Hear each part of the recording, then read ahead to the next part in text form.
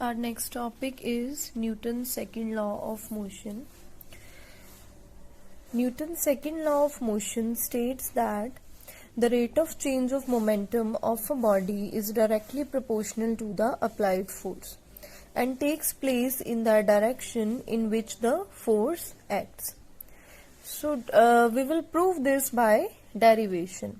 What is momentum? Momentum we have already did that P is equal to mass into velocity, that is the product of mass and velocity, it is called momentum.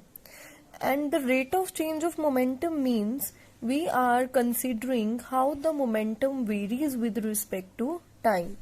So how the momentum change with respect to time, that is directly proportional to the force applied. It means if rate of change of momentum increases, our force also increases.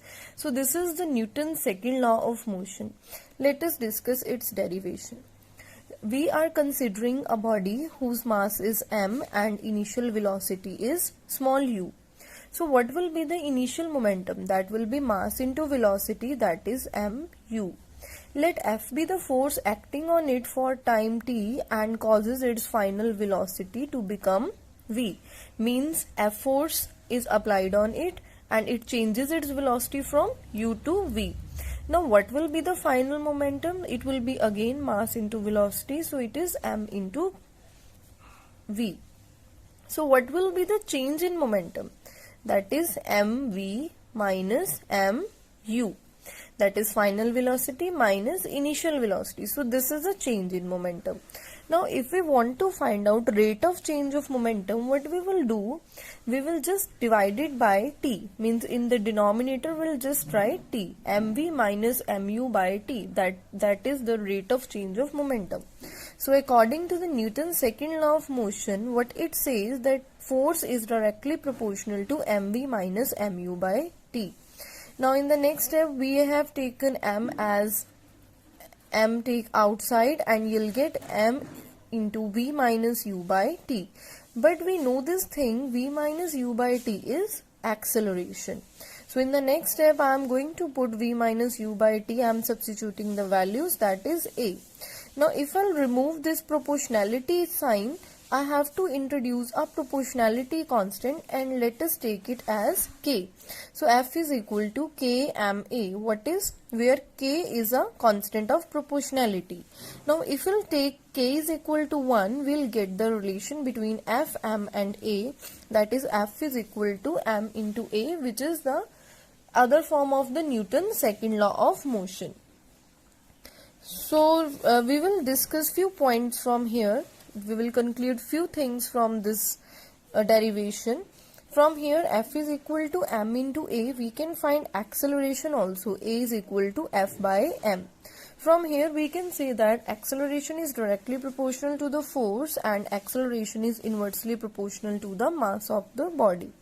Directly proportional means acceleration is directly proportional to the force. It means if force increases, acceleration will also increase, and if mass increases, and then acceleration will decrease. Now let's discuss the SI unit. Force SI unit is Newton. For mass we have kg and for acceleration we have meter per second square. Now F is equal to m into a, put all the units here, you will get F is equal to kg meter per second square. And we know the unit of force is Newton. So Newton is equivalent to kg meter per second square. Next we will discuss few applications of the Newton's second law of motion. So we are again discussing the same term. F is directly proportional to m into v minus u by t. Means F is directly proportional to rate of change of momentum.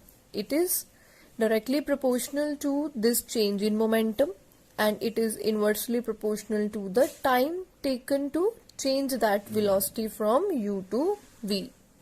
So it means if momentum increase, force will increase. If momentum decrease, force will also decrease. And second thing what we conclude from here, that force is directly proportional to the time period. And what is that time? Time taken to change the velocity from u to v, that is initial velocity to final velocity. Now if t increases, F decreases, and if t decreases, f will also increase. So let us discuss in our daily life where we can use this. First example is a fielder or a cricketer. It draws or moves his hand backwards on catching the ball. Now why this happens?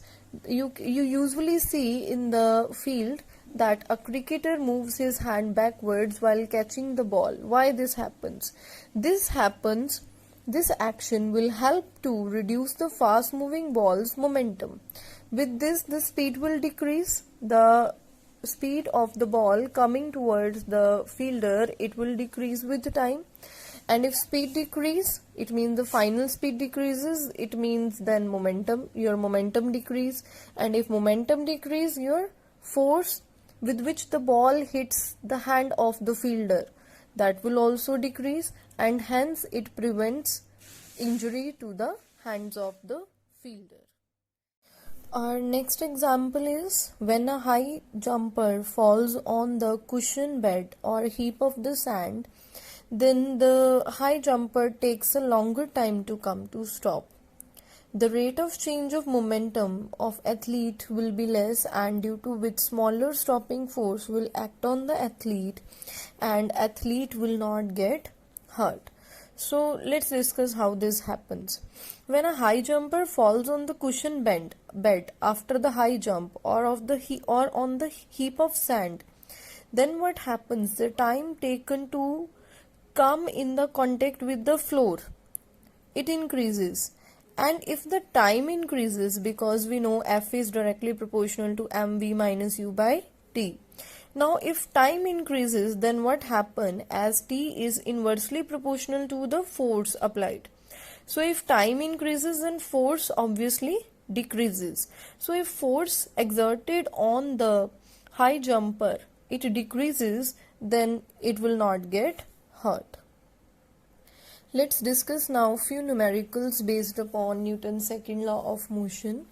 In the first numerical, what force would be needed to produce an acceleration of 4 meter per second square in a ball of mass 6 kg? Now firstly we should know the formula, F is equal to m into a. Now let's see what is given to us. Acceleration is also given, that is 4 meter per second square, and mass is also given, that is 6 kg.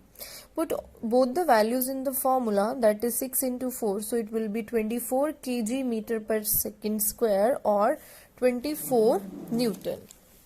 Next is, what is the acceleration produced by force of 12 Newton on an object of mass 3 kg? Again, firstly write what is given to you. Now F is equal to 12 N and mass is given 3 kg, and what you are going to find, you have to find acceleration.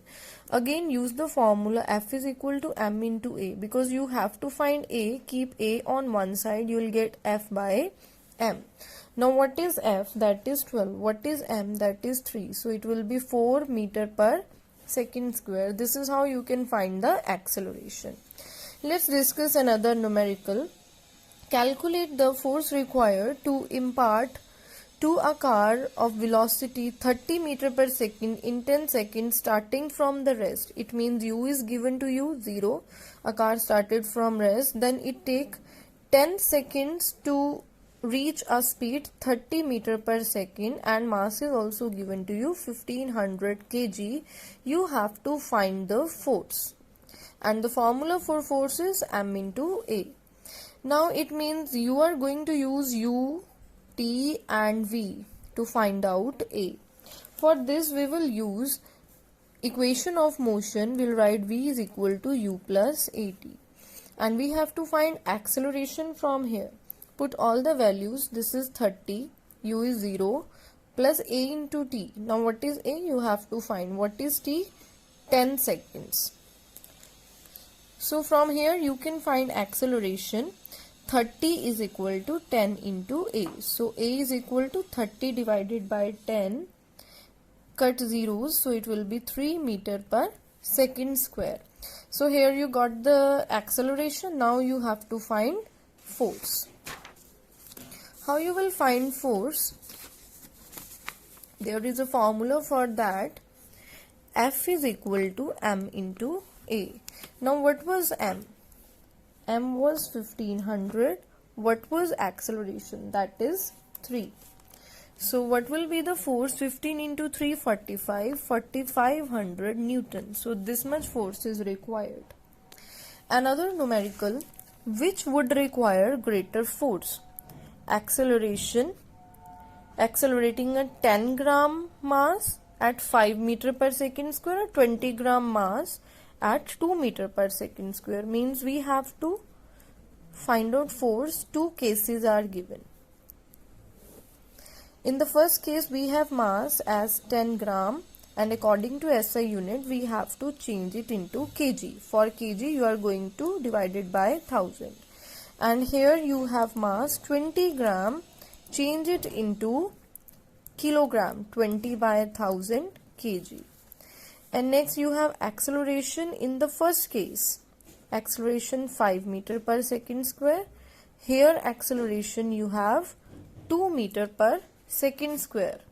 Now what you will do in the next step? You will write the formula and put the values. Let's put the values now. F is equal to M into A.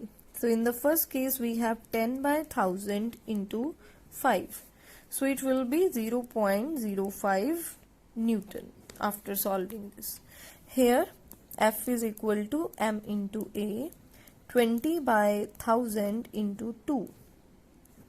So it is 4 by 100. That is 0.04 Newton. So you can easily see which force is greater. Obviously this is positive, so 0.05 will be greater. So in the first case, greater force is required.